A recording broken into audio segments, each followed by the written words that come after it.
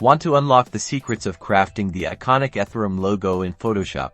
Let's jump right in. First, create a new document. Go to File, then New, and set your dimensions. A square canvas like 1000 by 1000 pixels is a good starting point. Resolution should be set to 300 dpi for a crisp finish.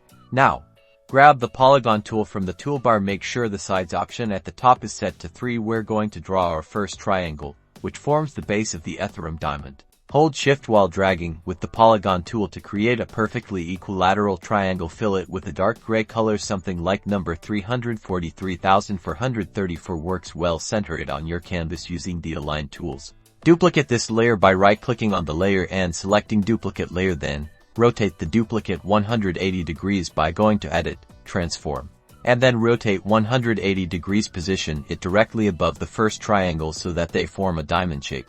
Select both triangle layers, right-click and choose Merge Layers to combine them into a single shape. This is now the basic diamond form of the Ethereum logo. Double-click the diamond layer to open the Layer Style panel. Select Gradient Overlay. Experiment with different gradients. A subtle linear gradient from a slightly lighter gray to a darker gray can add depth. Tweak the angle and scale until you achieve a pleasing effect. Still in the Layer Style panel, consider adding a subtle inner shadow and maybe even a slight outer glow to give the logo some dimension and separation from the background. Keep the opacity low for a refined look. Finally, add a background and some text, perhaps using the Ethereum name, and you've successfully recreated the Ethereum logo in Photoshop. Play around with different colors and effects to customize it further. Don't forget to save your work. Now you can create your own.